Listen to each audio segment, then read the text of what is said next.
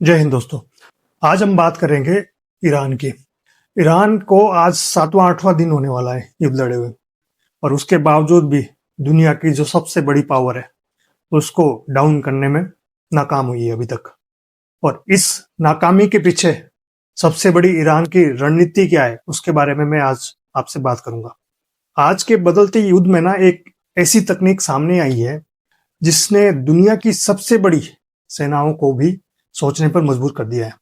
और ये कोई फाइटर जेट नहीं है, ये कोई हाइपरसोनिक मिसाइल नहीं है, और बल्कि एक छोटा सा ड्रोन है जिसका नाम है शाहेद 136। और इसे कई रक्षा विशेषज्ञ जो है ना, आसमान का AK-47 भी मानते हैं। ठीक उसी तरह जैसे AK-47 राइफल है हमारे पास, ये भरोसेमंद है और बड़े पैमाने पर इस्तेमाल होने वाली है। और आज जब यूनाइटेड स्टेट्स और इसराइल और ईरान के बीच में तनाव बढ़ रहा है, ये ड्रोन आधुनिक युद्ध का एक अहम हथियार बन चुका है। लेकिन सवाल यह है कि ईरान का ये ड्रोन इतना खतरनाक क्यों है और इससे इंडिया को क्या सबक लेना चाहिए। आइए आगे बात करते हैं। तो सबसे पहले समझते हैं कि शायद 136 है क्या चीज आखिर में। तो ये एक लियोटरिंग म्यूनिशन का या कामिकोजी ड्रोन है, और इसका मतलब यह है कि ये ड्रोन लक्ष्य के आसपास उड़ सकता है और सही समय पर सीधे टकराकर विस्फोट कर सकता है अपने टारगेट को। और इसकी जो मुख्य विशेषता है वो है इसकी जो रेंज बताता हूँ। रेंज है लगभग 2000 किलोमीटर, और स्पीड की बात करें अगर तो स्पीड है 180 किलोमीटर प्रति घंटा की। और वारहेड कितना कैरी कर सकता है ये वारहेड कैरी कर सकता है लगभग 20 से 50 किलोग्राम। और अगर इसकी कीमत के बारे में सोचोगे आप, तो कीमत कितनी हो सकती है? कीमत है लगभग 20 से 50,000 डॉलर।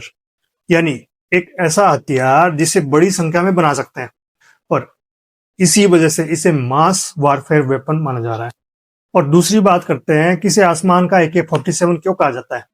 अब सबसे दिलचस्प सवाल यह है कि भाई AK-47 तो राइफल है जो इंडिया भी यूज करता है, रशिया भी यूज करता है, तो इसे स्काई का AK-47 क्यों कहा जा रहा है? इसके सबसे बड़े 3 कारण है। सबसे पहला कारण है सबसे सस्ती कीमत।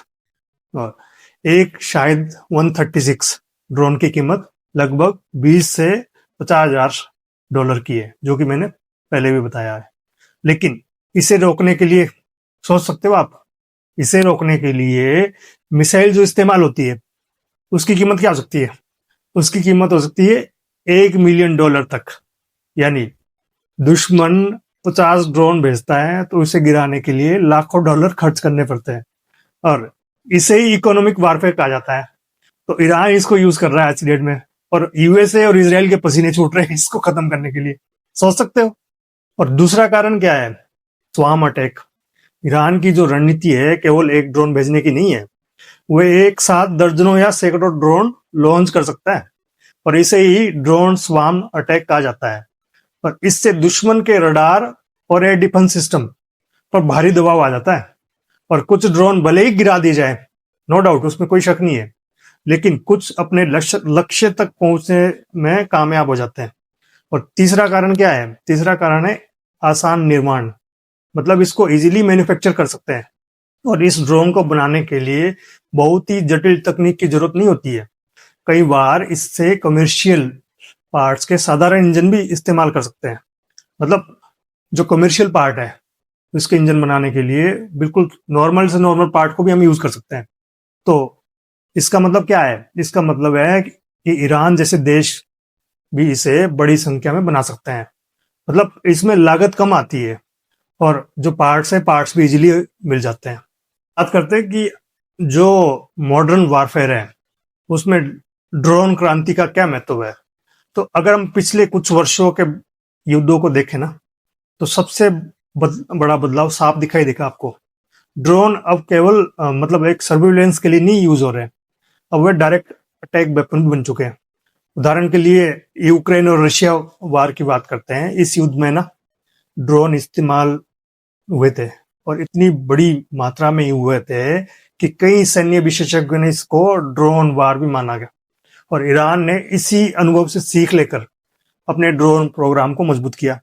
आज ईरान मध्य पूर्व में ड्रोन टेक्नोलॉजी के मामले में सबसे आगे माना जाता है।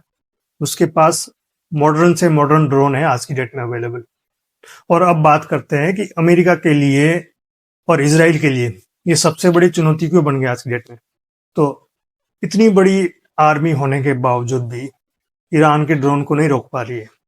इतने उनके पास एडवांस वेपन सिस्टम है, मॉडर्न वेपन सिस्टम है यूएसए और इसराइल के पास, लेकिन ईरान को रोकने में अभी तक नाकामयाब हुई है यूएसए आर्मी और इसराइल आर्मी। तो असल में समस्या तकनीकी की नहीं है, रणनीति की है।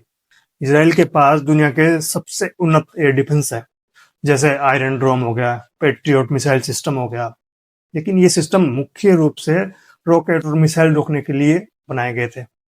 जब सैकड़ों छोटे छोटे सस्ते ड्रोन एक साथ आ जाते हैं ना, तो उन्हें ट्रैक करना और गिराना मुश्किल हो जाता है एक साथ।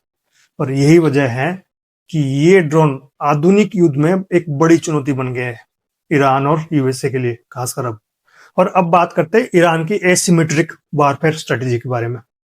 ईरान ना लंबे समय से एसिमेट्रिक वारफेयर की रणनीति को अपनाता आया है। और एसिमेट्रिक वारफेयर का मतलब क्या है? जब कोई देश ना अपनी सीमित ताकत के बावजूद बड़ी चुनौती के लिए अलग रणनीति अपनाता है। तो ईरान के पास अमेरिका जितनी बड़ी सेना नहीं है, या उनके पास अमेरिका जितनी टेक्निक नहीं है, लेकिन उसने 3 चीजों पर फोकस किया। सबसे पहले बैलिस्टिक मिसाइल सिस्टम, दूसरा है ड्रोन टेक्नोलॉजी, और तीसरा है प्रॉक्सी नेटवर्क।